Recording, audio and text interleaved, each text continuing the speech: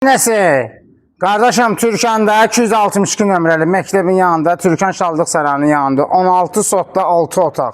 Padabyek yerdir qardaşım. Bağlı, bağçalı. Həyətinə daş düzülüb. Bütün meyvə ağaclarından var. Təmiz kənd həyatı qardaşım. Biraz zəhmət olmasa pələkanın üstündən həyəti çək. Qardaşımsan. Letni balkon. Türkanda yaşayanlar bilir.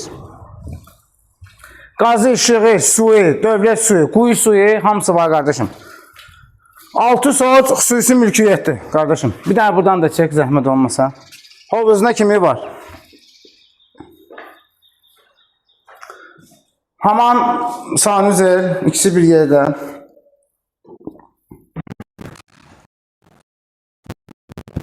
Aboyuna kimi vurulub. Sonra burada da ikinci hamam, sanuzel bir yerdə. Koridor sistemlidir. Qardaşım sağ tərəfdə mətbəximizdir. Burada bir yataq otağımız. İkinci yataq otağımız. Qardaşım üçüncü yataq otağımız. Bu da dördüncü yataq otağımız.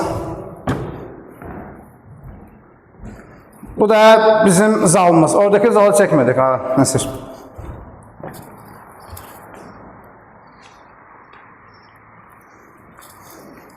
Otaqlardan da letni balkona çıxış var.